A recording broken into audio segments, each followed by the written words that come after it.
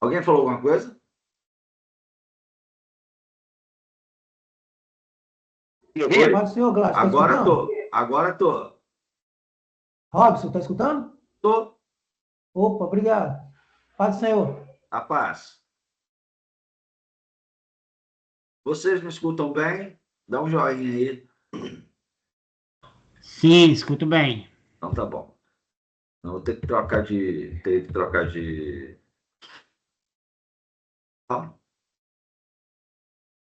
fone. Bom, vamos Tá lá ouvindo então. aí? Agora tô. Ah, tá. Eu queria tirar uma dúvida antes com o senhor. O senhor posso? Pode. Eu estou tentando falar lá no canal e eu não consegui. Hum, Caiu para mim aqui uma prova, mas hum. quando ela caiu, ela já caiu fechada já. Dia 13 de maio. Aí você De vê qual, quanto tempo que tem.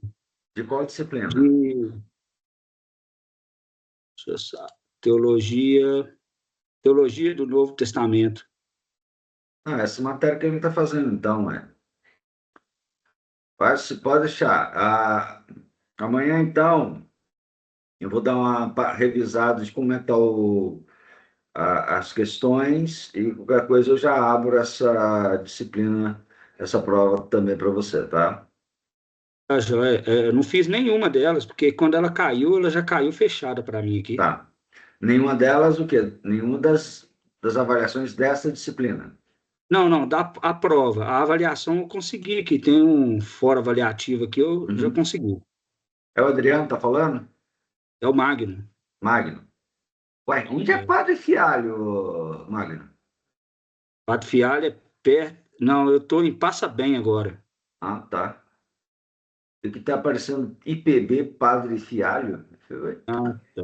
Não, mas eu estou em Passa Bem agora. Pato Ué. Fialho era Distrito Matipó. Mas pô, eu conheço. Agora eu estou perto de Itabira. Ah, tá. Entendi. Tá bom, pastor, Tá. professor, obrigado. Que isso, meu irmão? As ordens. Bom, vamos então. É, já coloquei para gravar, já. Vamos começar hoje, então, a última parte. Eu quero trabalhar com vocês.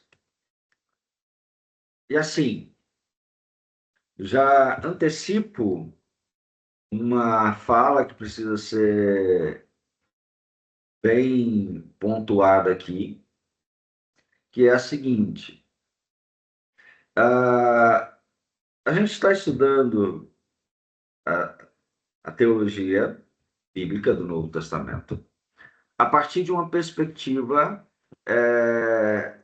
uma das perspectivas mais neutras possíveis, que é a do Elton Ledger. Ledger ele foi professor do seminário Fuller, nos Estados Unidos, é um seminário interdenominacional. Ele era, na verdade, um erudito do Novo Testamento, versado em grego, outras línguas ali ligados à formação do Novo Testamento, bem como era alguém que tinha capacidade de leitura dos principais nomes da teologia bíblica, exegética, do que foi produzido na Alemanha, principalmente nos anos de século XIX e parte do século XX. Então, é alguém muito sério e crente. Então, vale a pena. Ele não aborda diretamente algumas questões como as nossas teologias, talvez, gostariam que fosse. Então, para você que é dispensacionalista, Ele não vai entrar na questão das dispensações. Para você que é amilenista, ele também vai ter suas críticas ao amilenismo, ao pós-milenismo também, e ele mesmo fica entre os pré-milenistas, embora divergente aí do dispensacionalismo. A ideia, de novo, não é ver interpretações, mas os temas trabalhados em Apocalipse e como esses temas vão, então, interagir dentro do estudo da teologia do Novo Testamento, a fim de produzir um conteúdo que, posteriormente, sistematizado, com todos os passos da Escritura, poderão formar uma teologia, como cada um de nós formamos. E, claro, a gente sabe disso, teologia, o consenso é o dissenso. A gente concorda em discordar. E eu costumo dizer que às vezes é bobo a gente ficar discutindo por coisas que no final das contas não definem a salvação. Não definem a salvação. Por exemplo, se Jesus volta antes dos 1000 anos, depois dos mil anos, ou milênio, se ele volta no meio do milênio, se ele volta a hora que for, é indiferente, a hora que ele voltar, ele voltou. Qual a briga? Qual a briga se vai ter arrebatamento, se não vai ter arrebatamento? Qual o problema se a igreja vai participar da tribulação, não vai participar da tribulação? Se ela não vai participar, ela não participa. Se ela vai participar, ela participa. Pronto, acabou. Então, assim, são discussões que não trazem nada. É só mesmo, às vezes, aquela coisa do eu me senti mais certo do que me senti mais preparado que você. Aí é uma questão de briga de ego. O debate, para mim, é briga de ego. Não é quem quer ter a razão, não é quem está certo, quem quer ter a razão. Então, eu acredito que isso é uma coisa que a gente precisa repensar se nós precisamos de debates, a gente precisa de viver a fé. Se a determinada doutrina própria da sua comunidade de fé, da sua igreja, ela, de alguma maneira, cumpre o seu papel, isto é, trazer tranquilidade, paz ao sujeito em meio às suas lutas, cumpriu-se o projeto da teologia, cumpriu-se a função. Vamos lá, teologia de Apocalipse. Pensar, quando falamos da teologia bíblica do Apocalipse, é entender que esse livro é um livro de revelações. Revelações, Apocalipse já é a própria palavra já é revelação. Revelar é tirar o véu, mostrar, fazer ali visível algo que estava escondido. E o Apocalipse é um tipo de escrito muito comum no final do primeiro século antes de Cristo e no primeiro século depois de Cristo. Algumas pessoas vão dizer que esse tipo de escrita apocalíptica, a literatura apocalíptica, apocalíptica judaica do Segundo Templo teria, e também a cristã, teria como ponto de partida as próprias revelações de Daniel, a partir do capítulo 7. Então, todas aquelas ideias de monstros que representam reinos, que representam reis, e o conflito desses monstros com os poderes de Deus, do reino de Deus, tudo isso era algo que já estava ali sendo tratado em Daniel, que vai ser desenvolvido em outros textos. Óbvio, esses textos não são canônicos, são da cultura judaica, e eles trazem essas ideias de conflitos cósmicos, que no final de tudo, Deus se manifesta para derrotar o mal. Então, a gente precisa de tratar o livro de Apocalipse tal como ele é. Ele não é um livro especulativo. Ele não é um livro de especulações. Talvez a gente cometa um problema muito sério querendo transformar Apocalipse em uma espécie de mapa do que vai acontecer. E não é essa a ideia. Não é essa a ideia própria do livro. Ele é, antes de tudo, uma demonstração do que é a parousia. Lembre-se que esse é um tema caro para João. E a parousia, a presença, o retorno de Jesus, é justamente o evento central dessa revelação.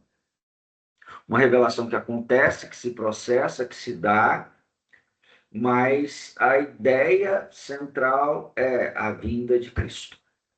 A vinda de Cristo como um elemento que transforma toda a realidade em algo novo, que renova todas as coisas, que faz nova a todas as coisas.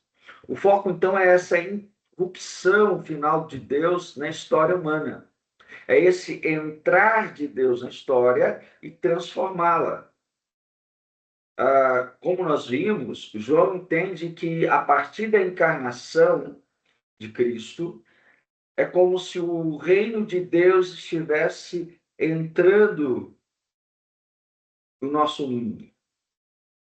Há uma ruptura do tecido que separa o plano de Deus, a esfera da existência divina, e ela penetra, então, agora a história humana.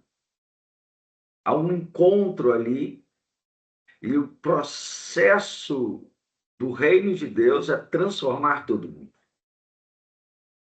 Então, nós vemos também uma promessa. Lá em Apocalipse, capítulo 1, versículo 1, nós vamos ter essa expressão as coisas que brevemente devem acontecer. Há uma promessa de que isso não demoraria, que isso aconteceria. E, óbvio, o clímax é o estabelecimento definitivo do reino de Deus, o governo de Deus sobre todas as coisas e consequente destruição do mal. Notem, eu não estou dizendo que por destruição eu esteja excluindo as penas eternas, não é isso. Estou apenas dizendo que o mal não mais influenciará o universo. A morte não mais dominará. pecado não mais existirá. Entendido? Bom, nesse sentido, nós precisamos, então, entender que há pelo menos 4, na verdade são 5. Eu esqueci de informar um negócio para ter uma quinta, um quinto espectro aqui.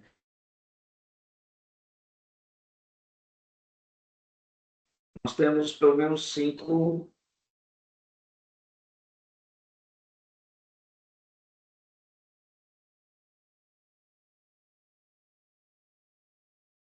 formas de interpretá-los. A primeira forma que é chamado de preterismo, passadismo, passadista, vai parecer de vários nomes. O preterismo, ele entende que o Apocalipse é um livro que fala da realidade única e simplesmente do final do primeiro século, início do segundo século. Ele assume que isso, tudo que está no Apocalipse já aconteceu, tem a ver com a condenação de Roma. Lembre-se, Apocalipse é escrito num período que a igreja está sendo duramente perseguida, Domiciano está com sangue no olho para destruir a igreja, e João é um dos reféns dessa situação. Então, a perseguição de Domiciano foi uma das mais severas que aconteceram em todo o mundo, uma das mais radicais. Nesse caso, os preteristas entendem que tudo que está no Apocalipse diz respeito a esse momento histórico, para dizer assim para a igreja que estava sendo perseguida: calma, vai acabar, isso vai passar. Vai haver momentos novos, diferentes e pronto. Isso só tinha a ver para aquele momento. Uma segunda forma de interpretar o Apocalipse é um momento histórico.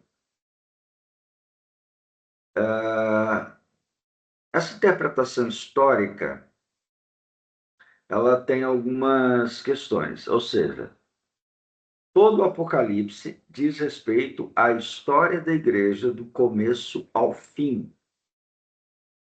Então, de fato, ali tem elementos daquele momento em que eles viviam, tinham questões proféticas que estavam ali sendo tratadas. Aliás, nós temos uma visão menos simbólica, menos tentando identificar detalhes. Ao contrário, essa perspectiva histórica, segundo Led, ela vai ser mais evidenciada por uma teologia protestante inicial. Ela está muito ligada com os reformadores.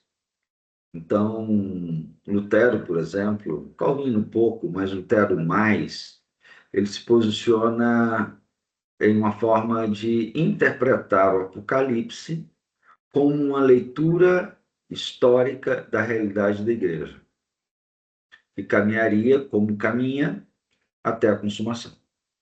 Então, tem algumas coisas aqui, por exemplo, se você perguntar para mim o que você acha do Papa, eu vou perguntar qual Papa ou do papado.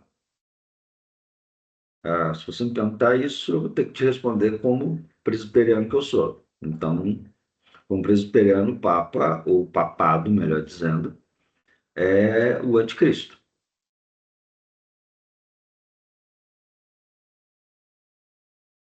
porque essa era uma definição muito comum na Idade Média.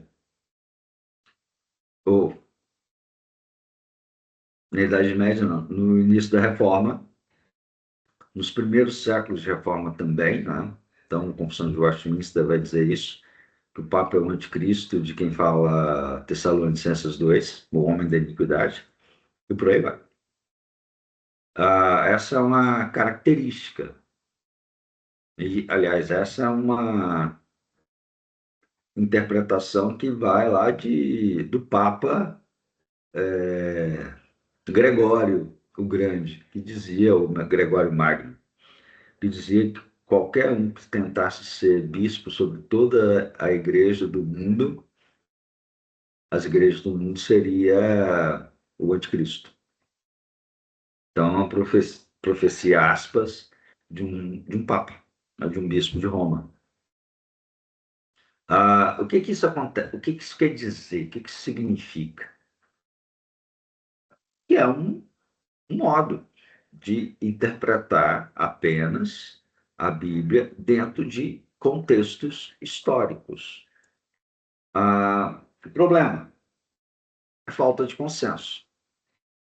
Não há consenso. Então, isso é uma briga muito mais presente dentro da teologia ocidental do que na teologia oriental, na teologia das igrejas do Oriente. Eles não discutem com tanto rigor as últimas coisas, a escatologia. Isso é algo muito próprio nosso ocidental. Existe uma forma que é a forma simbólica. Então, ela só olha para essa coisa do Apocalipse como um monte de símbolos que descreve a existência de uma batalha espiritual no tempo, no espaço. Há um conflito e necessariamente isso não está envolvido em eventos reais. Todo evento conflituoso, de algum sentido, ele é um conflito entre as forças do bem e do mal, o povo de Deus e o inferno, e por aí vai. Então, ele ignora o Apocalipse como um livro de revelação. Revelação essa que se manifesta em eventos, e eventos esses que são concretos e reais dentro da história.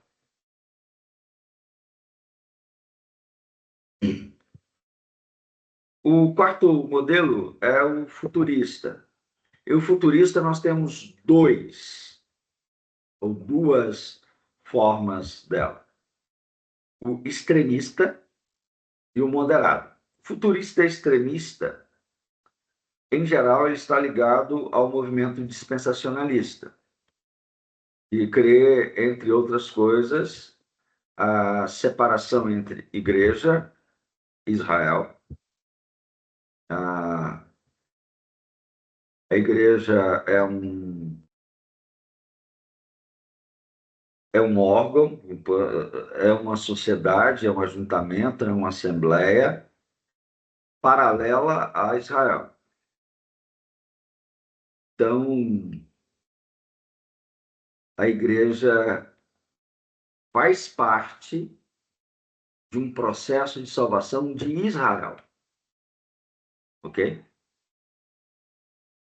Não à toa, qualquer igreja que você vê que tem uma bandeira de Israel, o Estado de Israel dentro dela, é uma igreja dispensacionalista.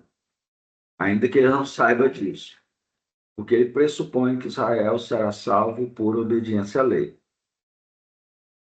Então, nós temos aí a questão do arrebatamento pré-tribulacional da igreja, porque a tribulação é para Israel, não para a igreja. para que por meio da obediência a Deus e o reconhecimento de Cristo na grande tribulação, aqueles que assim procederem sejam salvos. Mas há quem diga que todo Israel será salvo, levando literalmente as palavras de Paulo sobre esse assunto.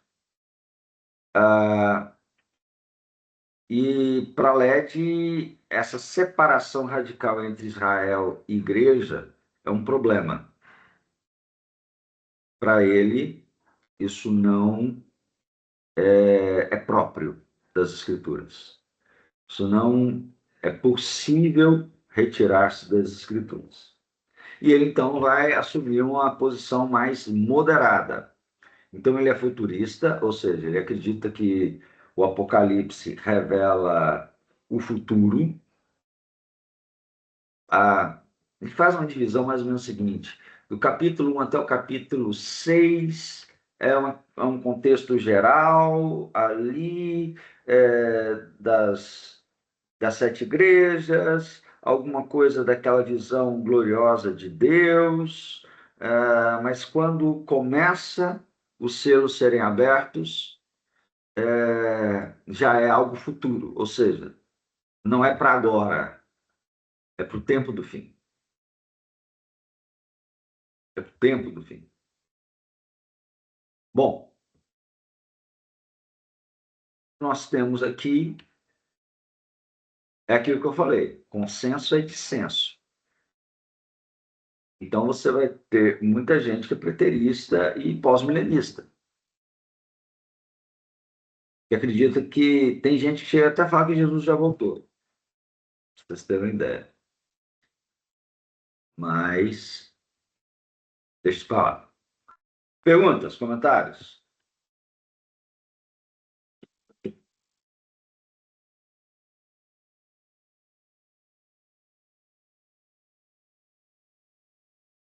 Bom, então, esse futurismo moderado de LED, que é o que a gente chama de pré-milenismo histórico, ele tem uma visão integrada da história da salvação. Em algum sentido, eu concordo com ele enquanto teólogo presbiteriano, onde ele mostra aí essa ponte que ele chama de Heilsgeschichte, a história da redenção. Essa Heilsgeschichte, ela nos mostra um contexto histórico, as forças presentes e a consumação escatológica como uma ponte que liga os dois momentos da história, o momento inicial e o momento final. Então, o começo e o fim, eles são toda a história da salvação. Então, o fundamento histórico disso, as cartas enviadas às 7 igrejas, representam, então, as igrejas, representaria para ele as igrejas de todas as eras. Afinal, todas as igrejas que nós temos hoje, todas as pequenas comunidades, todas as grandes igrejas, todas elas, de alguma maneira, são um pouco de cada uma das igrejas do Apocalipse. Acabou o primeiro amor, mas elas são operosas em outras coisas. Algumas já viraram sinagoga de Satanás, e quase não tem jeito mais, e pronto. É só observar as coisas. Só mostrar que nessa história todos nós somos isso. Todos nós experimentaríamos isso. A própria ideia de que a gente vê os cavaleiros do Apocalipse, os seus cavalos, a morte, a fome, a peste, eles indicadores de uma coisa que acontece o tempo todo, desde que o mundo é mundo. Ao longo da história, essas coisas têm acontecido. Mas quando nós pegamos, então, a consumação futura, capítulo 7 ao 22, aí Led vai dizer, isso é futuro. Isso não é para agora, isso não é o momento de hoje, isso não é o passado, isso é futuro. Como se isso fosse acontecer só lá na frente. Particularmente, eu entendo que Apocalipse tem 3 dimensões: eventos passados, presentes e futuros. Eu não comungo dessa ideia integral, dessa ideia de LED. Ele tem um sentido para isso, mas eu tenho uma outra interpretação acerca disso. Por que você está, então, passando essa? Simples. Porque a maioria de vocês em algum sentido, pré-milenista, ou histórico dispensacionalista. Com exceção dos presbiterianos, vocês não podem ser nenhuma coisa nem outra. Brincadeira. Mas é esperado de vocês um outro posicionamento, mas depois a gente pode pensar sobre isso. Por quê? Que, vamos dizer, tradições teológicas, gente. Igrejas têm suas tradições teológicas. Então, como eu disse, os reformadores tinham um ideal histórico do acontecimento do Apocalipse. Eu sou reformado, sou presbiteriano, então é minha tendência. E outra coisa, desde o 2º século, a briga é Jesus volta antes do milênio e depois do milênio.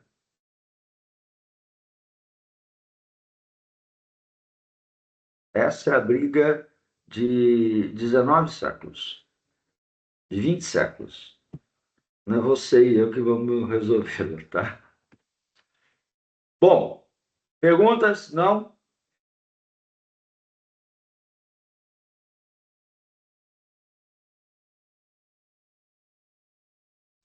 Para mim está tranquilo, professor. Joia. Dito tudo isso, vamos então para os temas. O primeiro deles é o problema do mal. Meus prezados, problema do mal é um problema de ordem fundamental dentro da filosofia, dentro da teologia. O problema do mal é identificar a origem do mal. Por que coisas boas acontecem, ou por que coisas ruins acontecem com pessoas boas? De onde vem toda a desordem que pode ser verificada no mundo? Esse é um problema que, segundo alguns filósofos, quem conseguiu responder foi a igreja, foi o cristianismo. A começar por um cidadão chamado Agostinho de Hipona, quando ele vai definir o mal como a minha vontade de fazer a minha própria vontade. A minha disposição de fazer a minha própria vontade. Em outras palavras, ao invés de seguir a vontade de Deus, meu Criador, eu opto por viver a vida da minha própria maneira. O símbolo maior dessa disposição é Satanás. Embora ele não seja a encarnação do mal, Satanás não é o Deus do mal, por favor, pelo amor de Deus. Satanás não é o Deus do mal. O mal não existe enquanto ente, enquanto um ser. O mal não existe como uma garrafa, como eu, como você. Não. O mal só existe enquanto disposição de um ente moral contra Deus. Quando eu quero ser Senhor sobre a minha vida, eu me indisponho contra Deus. Quando Satanás se indispôs contra Deus, ele pecou. Ele não é o mal encarnado, mas ele assume essa figura da oposição. Lembrando que Satanás significa adversário. Diabo é aquele que causa confusão. Então, temos aí essa questão muito própria. Então, o mal ele é um terreno, o mal terreno é um reflexo de uma batalha invisível e espiritual, segundo Led. O que nós vemos aqui embaixo é o que acontece em cima. Ele mostra isso na própria visão de João. O dragão vermelho que persegue a mulher é entendida como Israel e a igreja. Para ele não há diferença de Israel e da igreja, é uma única coisa. Então, ela dá luz ao Messias, ela traz o Messias ao mundo,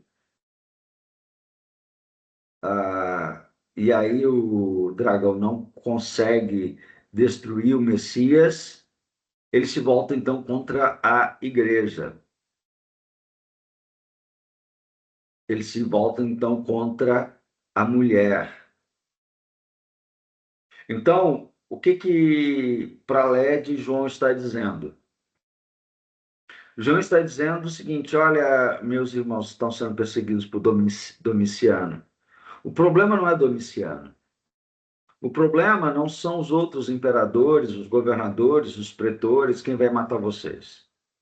O problema é de uma ordem muito maior, ela é cósmica. Existe uma rebelião contra Deus.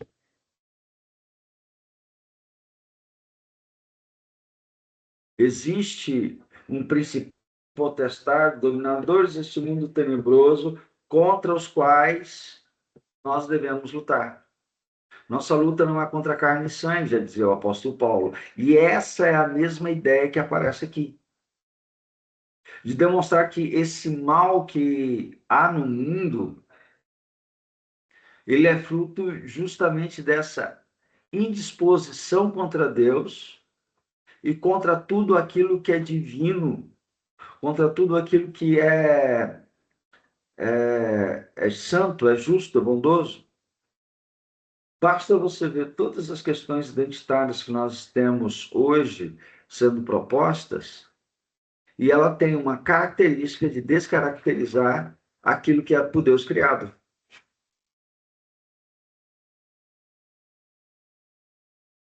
É um desvirtuamento da criação.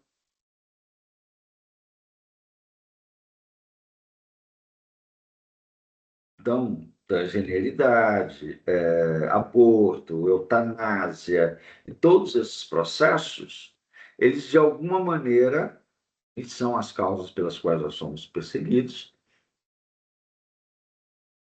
tem a ver com o apagamento da imagem de Deus na criação. Então, o mal não é uma questão apenas de as pessoas não conhecem a Jesus, não, as pessoas são contra Jesus, odeiam Jesus. O evangelho é odioso ao ímpio, porque o evangelho é odioso a Satanás. Afinal de contas, o evangelho decreta a derrota de Satanás. decreta o fim dele e de seus seguidores. Nesse caso, então, a gente conhece um pouco do texto, capítulo 12. O dragão, quando vê, então, a impossibilidade dele subjugar a igreja de maneira direta, ele o faz de maneira indireta. Então, um grande dragão vermelho, de Apocalipse, para diante do mar, fala algumas palavras, e do mar sai uma fera, uma besta. Lembre-se, a palavra besta significa isso, uma fera. Ele vai descrever um ser,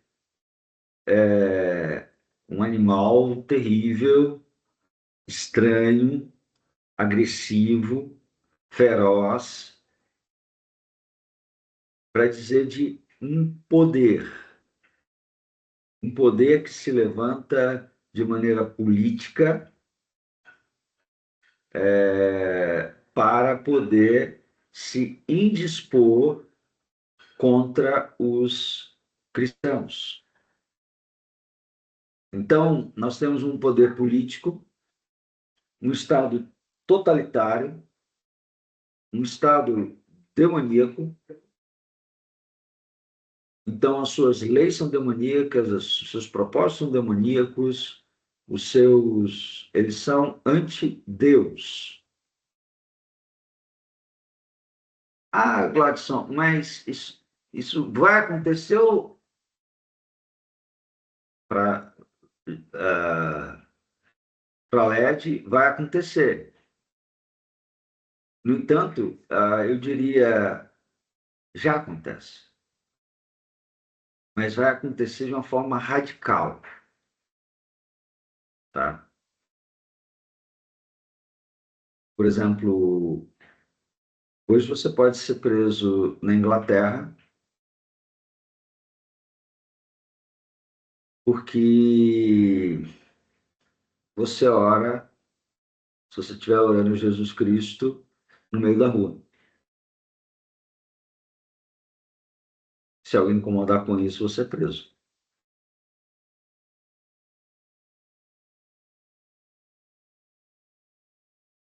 Mas quando você vai para um negócio que aconteceu essa semana passada, um evento de uma associação privada de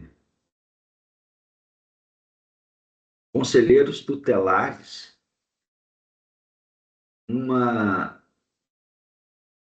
promotora de justiça se sentiu assolapada por causa de uma oração, porque ela não era cristã. E desceu o sarrafo dizendo que isso é inconstitucional. Porque o Estado é laico, então é inconstitucional uma oração no início de um evento qualquer.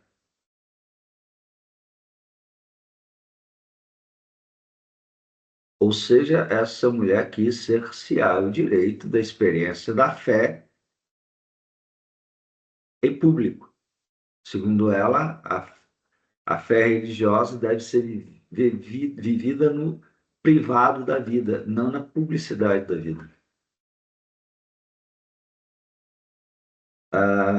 Ou seja, existem elementos anticristo, besta fera do mar, dentro do cenário político brasileiro. E se você for mundo afora, você vai encontrar isso. Quando você vai, por exemplo, para o...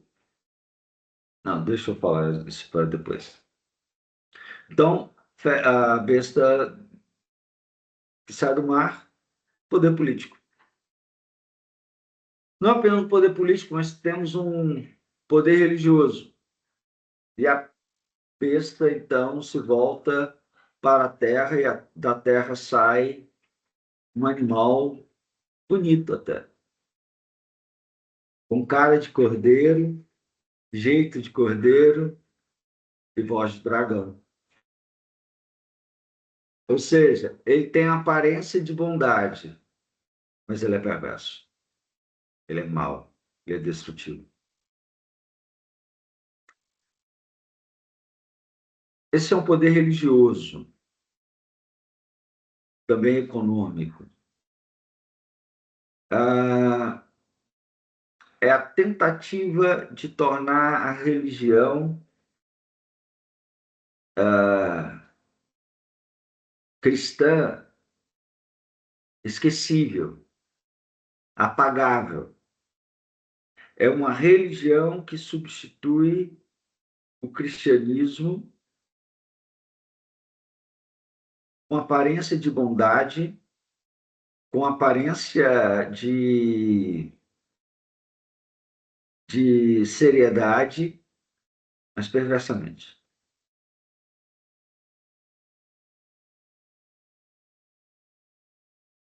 E aí nós temos algumas possibilidades. A grande maioria dos cristãos fala sobre o papado, como eu já disse. Em algum sentido, eu acredito que sim. Mas eu não tenho medo do catolicismo.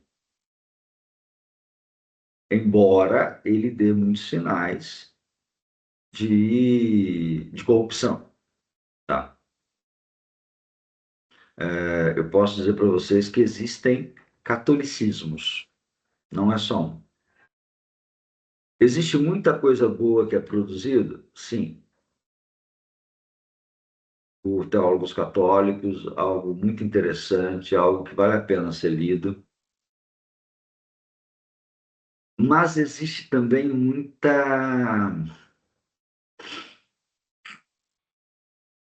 muitas coisas que não fazem sentido.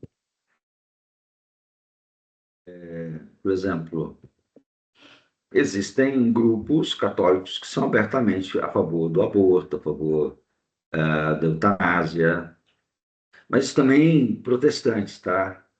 A Genebra de João Calvino, ela autoriza o suicídio assistido, a eutanásia, o aborto. Então, cristianismo, ele, tanto protestante quanto católico, ele pode e será apóstata. Haverá apostasia. Então, e quando eu falo apostasia, não é questão litúrgica, não, é questão séria de negar verdades centrais das Escrituras, negar questões fundamentais da fé. Nós temos uma religião que se propõe a ser substituta do cristianismo. E ela tem crescido, tá? Que é o Islã. O islamismo, ela se mostra muito bonitinha, muito aprazível, mas ela é conquistadora e ela é destruidora. Digam isso os nossos irmãos coptas no Egito, digam isso os nossos irmãos da Etiópia, os nossos irmãos espalhados pelo Líbano e toda a área onde um dia já foi o Império Turco-Otomano, o Império Árabe. Então, perceba, há sim religiões. Nova era. Não era nada, nova era um monte de bobagem. Tenho medo e temam pelo avanço do islamismo no Brasil, por exemplo. A Europa já é islamizada. A Europa você não pode orar a Jesus Cristo.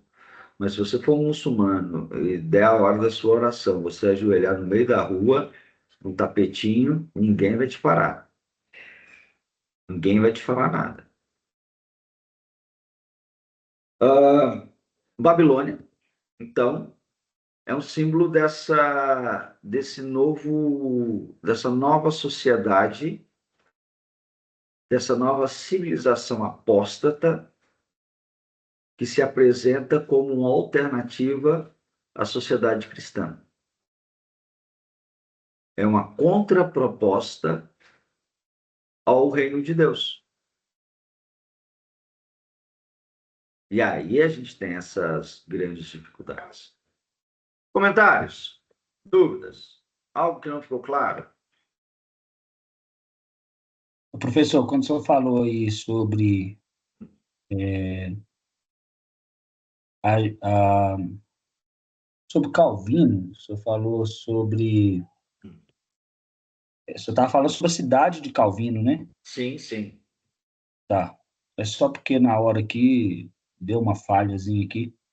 É, assim, para quem conhece um pouco já de história da igreja, a, no tempo de Calvino, você tinha um controle da igreja sobre todas as coisas. Então, não escandalizem. Bares funcionavam em determinada hora. Os estabelecimentos comerciais tinham horário para atender as pessoas. Havia uma necessidade, por exemplo, de cuidar para que as pessoas não saíssem embriagadas. Isso era responsabilidade. Havia um tratamento com os pobres, para que os pobres estivessem sendo assistidos em todas as coisas e tal. E havia todo um trabalho social, filantrópico dentro de Genebra para o bem das pessoas. O contraste é que hoje Genebra é um lugar de assassinato. E, de novo, às vezes com apoio da Igreja Reformada da Suíça, organizada por João Calvino. Opa, pastor, que não Oi. significa que João Calvino que se encontra em alguma coisa nos escritos, ensinos de João Calvino a respeito disso, correto? Correto. Calvino não aprovava nada disso. Pelo contrário, se a gente soubesse onde é o túmulo dele já estaria escavado. Porque já teria se rolado tanto naquela sepultura dele, coitado. E o mesmo, a gente pode falar de Lutero, dos reformadores. É, aí você pode falar assim, graças a Deus, eu sou assembleiano. Não, cuidado. Quando você começar a saber, tem um monte de gente aí que já está dentro das Assembleias de Deus com cabeça virada. Cuidado. Eu posso citar alguns nomes. Não posso não, senão vou tomar processo.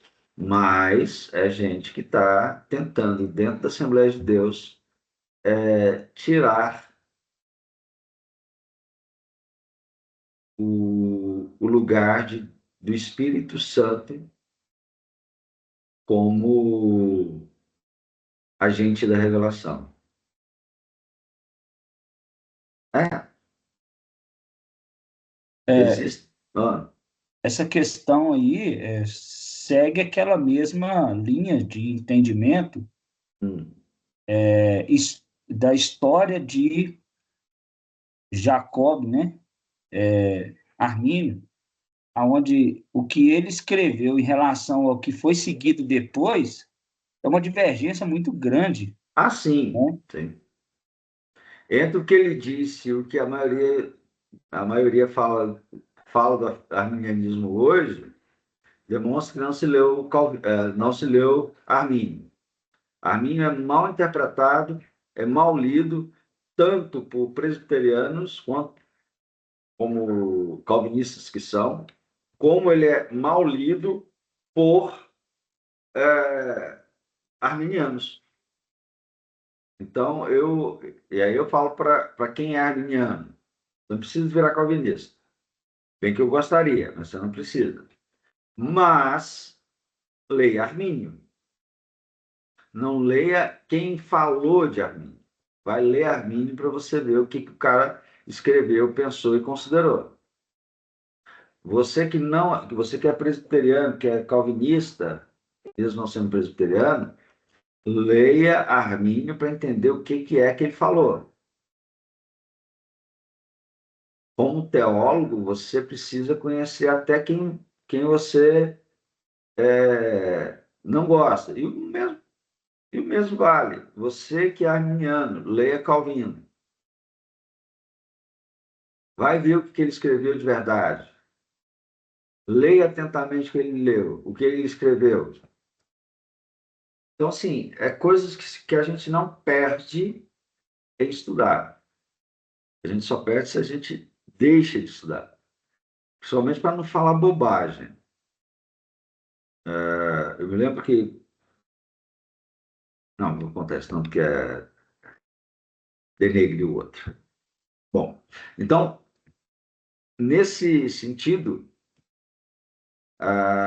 nós estamos vivendo esse tempo complicado.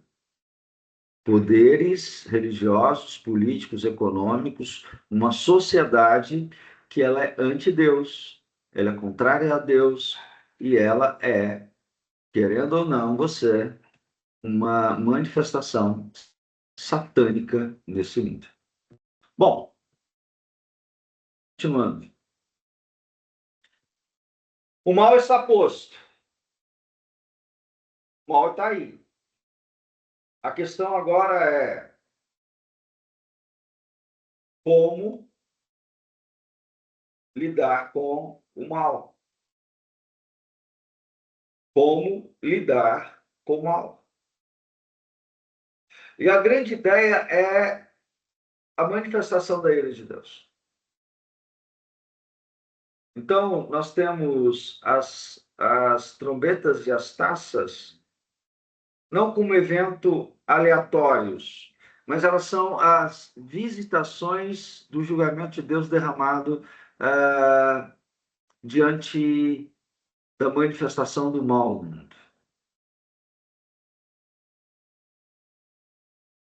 Elas são direcionadas especificamente àqueles que portam a marca da besta.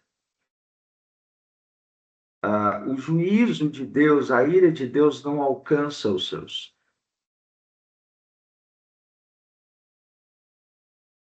Ela não alcança aqueles que pertencem a Deus. E talvez aqui é uma grande questão que eu vejo, às vezes, em crentes, tanto na minha denominação quanto em outras, é o medo em relação ao Apocalipse. Por causa dessas visões catastróficas, muitas vezes apresentadas, que nos parece ser um peso sobre todos, e não é sobre todos. Isso não quer dizer que nós não ouviremos esses sons, que nós não teremos um pouco da cólera, da ira de Deus derramada sobre nós. Sim. Vamos enfrentar coisas ruins. Vamos enfrentar dificuldades, mas não vamos enfrentar juízo. O povo de Deus é separado desse mal. Ele não pode ser contaminado ou alcançado pela ira de Deus, porque a ira de Deus sobre as nossas vidas, o cálice que era contra nós, já foi derramado em Cristo. Então, toda essa catástrofe que acontece dentro do Apocalipse, ele funciona como juízo, mas ele tem um outro papel. Aliás, isso é importante. Catástrofe é um momento do teatro grego em que as coisas chegam a um momento sem saída, onde um monte de coisa ruim aconteceu, onde não há mais solução para o problema. Mas essa catástrofe é também o que anuncia a mudança. É o que anuncia o novo, a reviravolta, o plot twist, coisa parecida. É como se eu chegasse em um momento da história e dissesse: acabou. É mais ou menos o que acontece em Apocalipse, quando João vê o trono, os 4 seres viventes, os anciãos e tal, em um livro escrito por dentro e por fora. Ele vai perguntar: mas quem é digno de abrir o livro e tomar os selos? Não apareceu ninguém. Ele começa a chorar. Aí alguém vai dizer: não, não, calma. O leão da tribo de Judá, o cordeiro que foi morto, tal, tal, tal, ele é digno de abrir os selos. É uma reviravolta. Aquilo que para os ímpios é sinal de dor, para nós é sinal de juízo misericordioso. Aliás, até para o ímpio, a manifestação da ira ainda tem um elemento de misericórdia, um chamado à conversão, um chamado à mudança, um chamado à transformação. E a grande tragédia disso é que os homens, mesmo sob o peso da ira de Deus, se recusam a dar glórias a Deus. O mal é tão impregnado no coração que, mesmo diante do agir poderoso de Deus, não há arrependimento. Então, quando você lê essas passagens de juízo, há sempre um alerta que chama o outro, que chama o outro, que chama o outro, chama o outro, mas chama-se a mudança, mas não há conversão. Não há transformação. Perceba. Da próxima vez que você for ler Apocalipse, perceba esses detalhes. Não há essa mudança. Pelo contrário, essa é a oportunidade, uma oportunidade recusada pelos ímpios. Do outro lado, a gente tem o povo de Deus.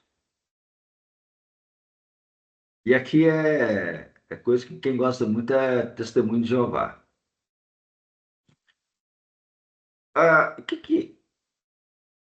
O que LED nos mostra? 144.000 é uma dízima, é uma multiplicação de 12.000 vezes 12. Não tente encontrar literalidade, tá? Porque, por exemplo, João vai falar de uma tribo de José e vai excluir a tribo de Levi. Ou de Dan, não sei. Não, a tribo de Dan vai ser excluída. E a gente sabe que as tribos de José são Manassés e Efraim. A ideia dos 144.000 nada mais é do que uma ideia de dizer: o povo de Deus é contado, Deus sabe quem são os seus, Deus sabe quem são os salvos, quais são os seus eleitos, quais são os seus selados, quais têm o selo do Espírito Santo da promessa nas suas vidas. Deus sabe quem é aqueles que estão marcados para serem salvos. Isso aqui é uma palavra de ânimo. Não se estresse. Não se estresse com o mundo, não se estresse com as perseguições, não se estresse com o sofrimento, não se estresse com a tribulação, porque Deus sabe quem são os seus. O grande problema, às vezes, de pastores, teólogos e teólogas é colocar aquela dúvida recorrente do será que eu estou salvo no coração dos outros? Será que eu estou salvo? Não será que eu sou salvo? E às vezes nós cometemos esse erro, mas Deus sabe exatamente aqueles que serão salvos. Seja pela predestinação calvinista, seja pela predestinação arminiana, Deus sabe quem são os seus. Seja pela vontade, seja pela presciência, não importa. Deus tem o seu povo. Ele sabe quem vai herdar a salvação. E aqueles que vão herdar a salvação estão protegidos da sua ira. Deixa eu avançar então um pouco, senão... Tá. Bom, no final das contas, nós temos uma progressão.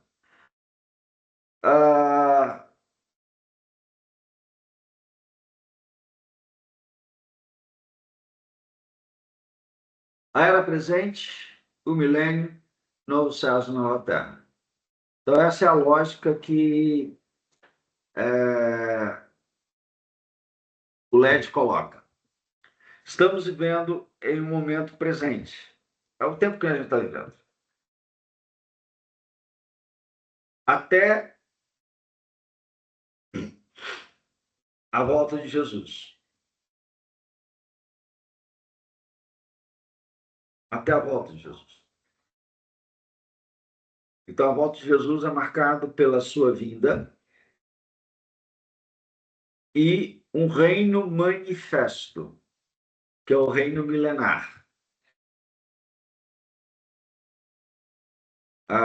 E aqui, de novo, nós temos um problema com o milênio. Uns creem que Jesus volta antes do milênio, outros voltam depois do milênio. Há quem também crê, como eu, que não existe milênio. Pelo menos não no sentido literal. Mas não importa. A divisão de Apocalipse nos fala desses três momentos.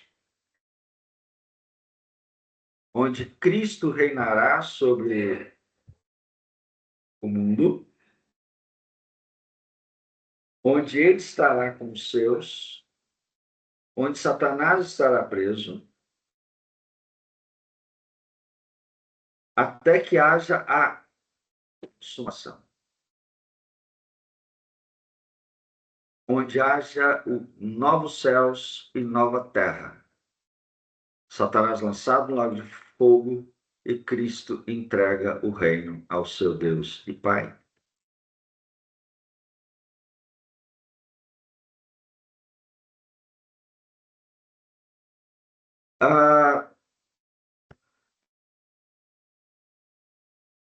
Aqui é um reino milenar, segundo LED.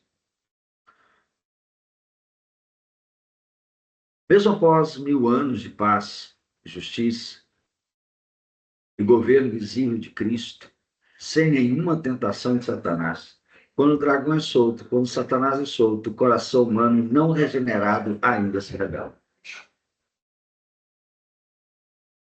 Lembra da passagem? Satanás está preso, 1000 anos depois ele é solto, e o que ele faz? Ele reúne os ímpios que marcham contra a cidade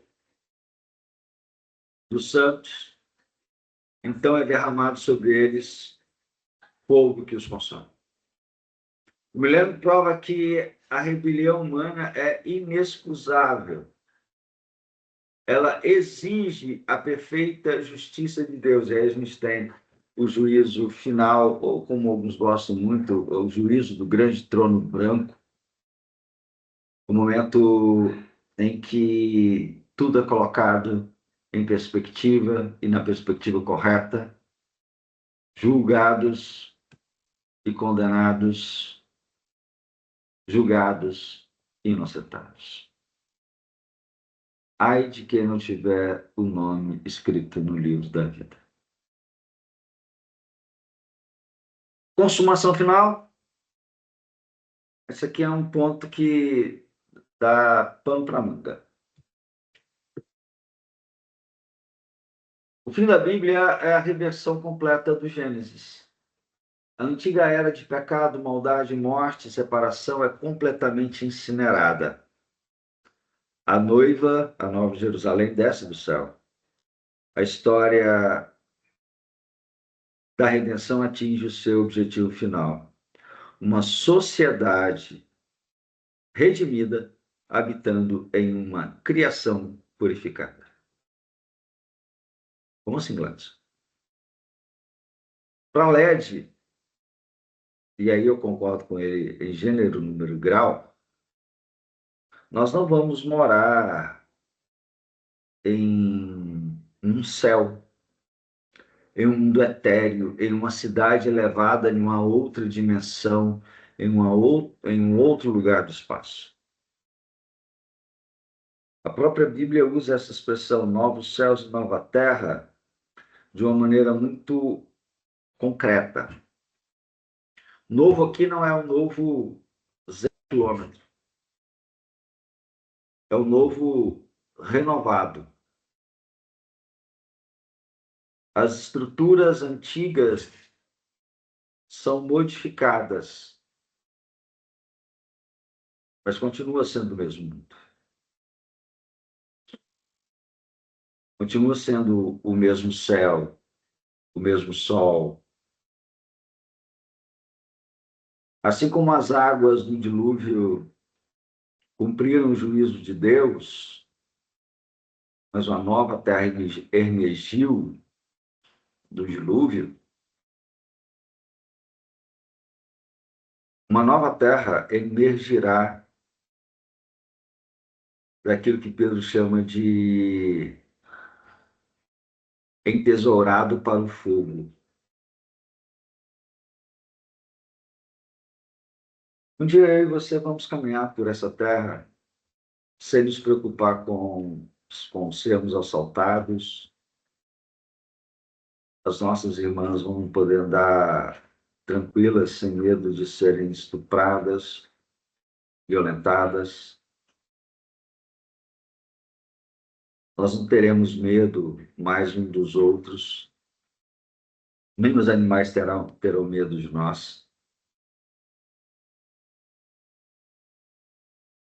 Deus será tudo em todos.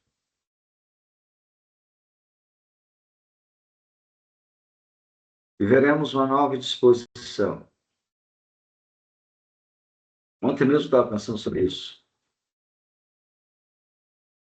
A restauração de tudo, um grande paraíso, igual os testemunhos de Jeová falam. Mas é a reconstrução. Imagine nós sem pecado, sem culpa, sem dano, podemos então reconstruir o nosso país, reconstruir a nossa cultura. A gente não peca mais.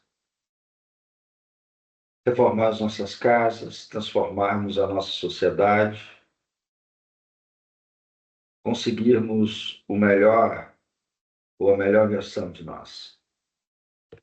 Pois não, Robson?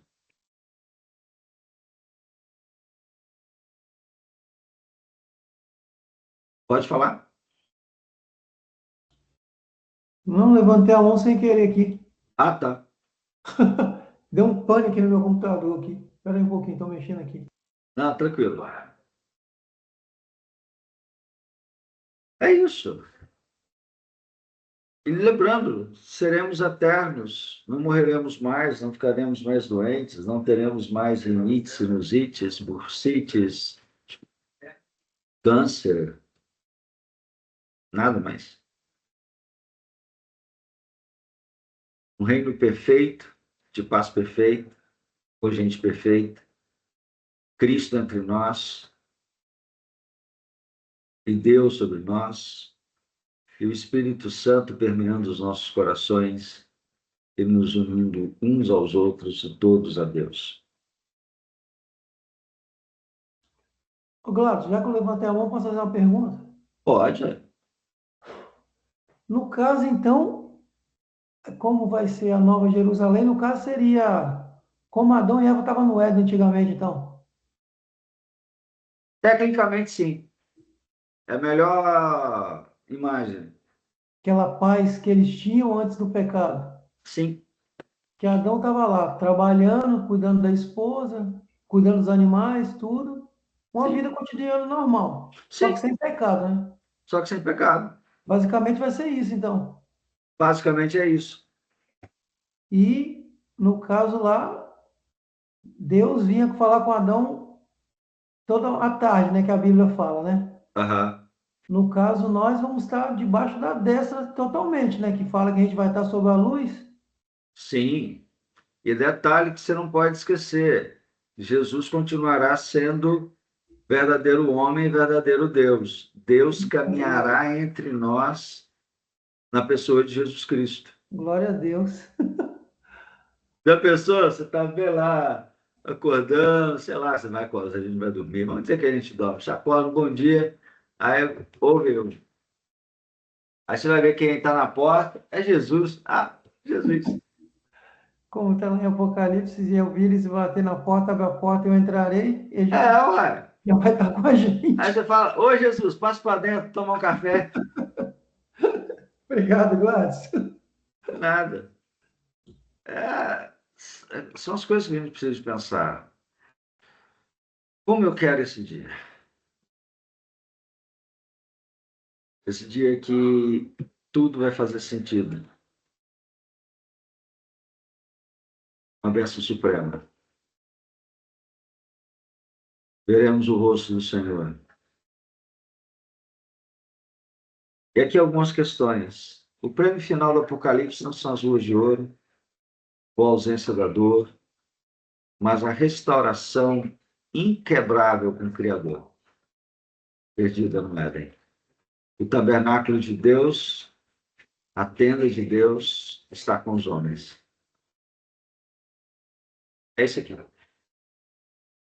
Essa é a mensagem do Apocalipse.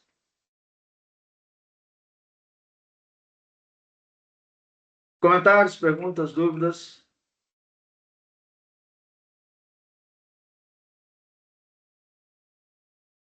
Reverendo Gladson, Gladson. É é, nice. eu tenho um comentário. Sim, Talvez eu bom. fale besteira, mas a gente tá aqui para falar besteira também. É isso mesmo. É, Eu falo tanto besteira, vocês ficam me ouvindo? e a gente escuta, pois é. Reverendo, veja só, eu tenho duas impressões. Ah, A primeira impressão é que todas as gerações para trás se preocuparam com o Apocalipse como se fosse na sua época, como sim, se essas coisas fossem acontecer na sua geração. sim. E parece que nós também estamos preocupados ou não, como se fosse acontecer na nossa geração. E a outra impressão que eu tenho é que a próxima geração não está nem aí. Parece que não vai estar nem aí para Apocalipse, se vai acontecer, se não vai. Vão viver de todo jeito, de qualquer jeito. E é essa a impressão que eu tenho em relação ao Apocalipse. E eu comungo de você. Eu não tenho filhos, mas eu lamento pelos netos dos meus irmãos. Vão ser tempos terríveis que eles vão ter que viver. As próximas gerações, de fato, estão cada vez mais longe disso aqui. E E eu que vou cumpra a dizer, profecia, né, professor? sim, também, cumpre a profecia. O amor de quase todos se esfriará. não é amor ao próximo, não é o amor conjugal, é o amor mesmo a Deus. Isso está esfriando.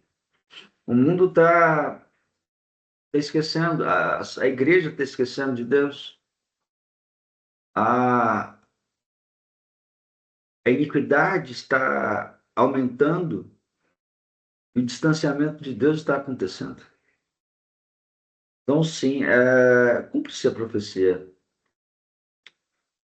Quando as pessoas não estiverem esperando, o Filho do Homem voltará em glória. É a palavra do Evangelho. Na hora que ninguém estiver esperando, ele vem. Porque ele vem como um ladrão. Às vezes a gente tenta especular hora, dia, tempos, mas não.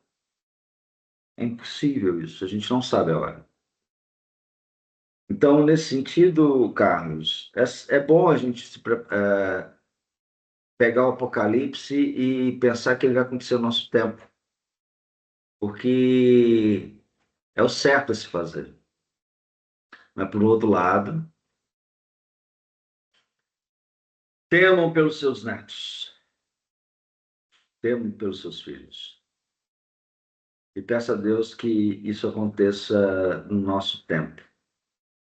Para Jesus que... mandou orar pelas próximas gerações, né? Justamente Sim, por causa disso, né?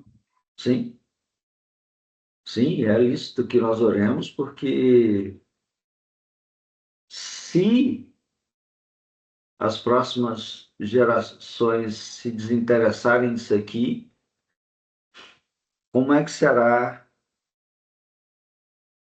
aquele tempo? E detalhe, né? Quanto mais rápido o Senhor Jesus voltar, menos dor a nossa sociedade vai experimentar. Serão dias terríveis. O que está vindo à frente é terrível. Professor, Oi. eu estava dando uma olhada no Antigo Testamento e comparando, né, com a primeira dispensação ali, né, com a segunda. Aham.